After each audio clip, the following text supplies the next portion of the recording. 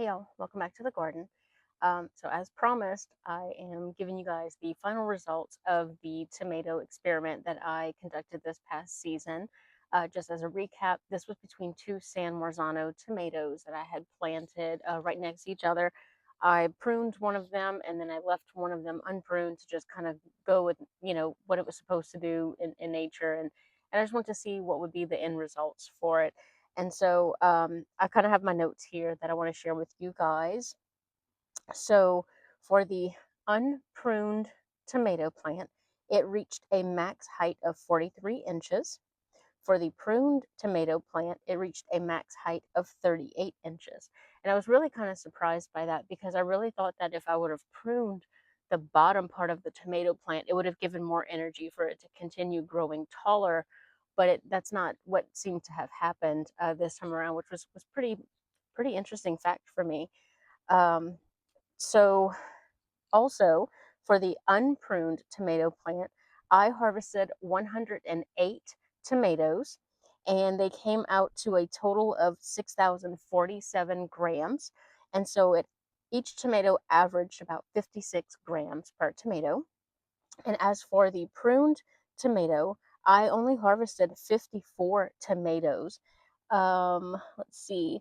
The total was 3,357 grams, but these tomatoes averaged at 62 grams per tomato. So overall, the pruned tomato plant produced a bigger, meatier, I guess, tomato versus the unpruned one.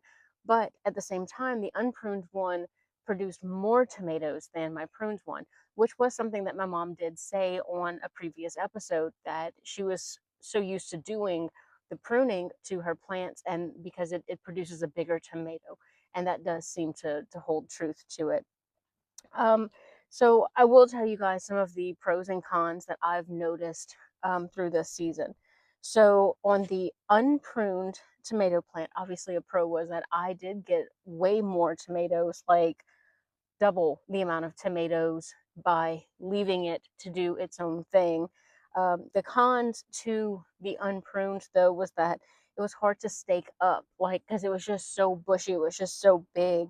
It made it so difficult to stake it up throughout the year, so it went everywhere. And also because it was so thick at the base, like there wasn't as much airflow to get to the bottom of the plant, and so it made it more susceptible to disease or pest or anything like that because the air couldn't flow through.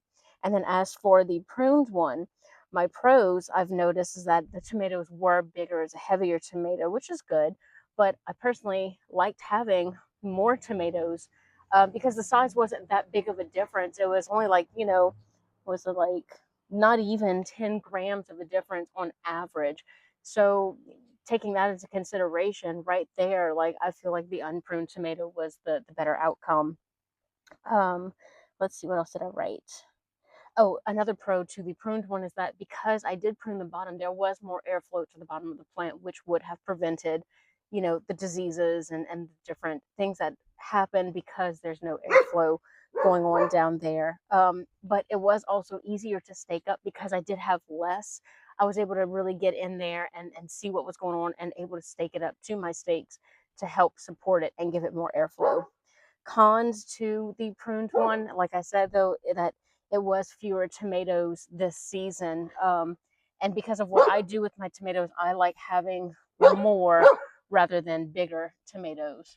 But it's a personal preference thing, honestly.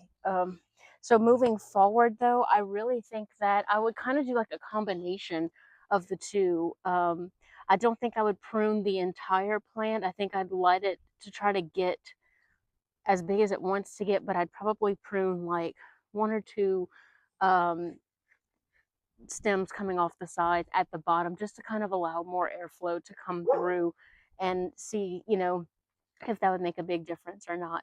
But anyway, this was a really, really fun experience for me. It was a great experiment to see firsthand, is it really worth pruning my tomato plants or not? And I'm so glad to take you guys along with me. I'm so thankful that you guys came back week after week to see the progress of it. And thank you guys so much for coming back for the final results. So leave me a comment and let me know, what would you do after you've seen my results and the things that you've done in your own garden and your own knowledge of it? Would you prune your tomato plants, or would you leave them unpruned like I did? Thanks for coming back. Have a great day.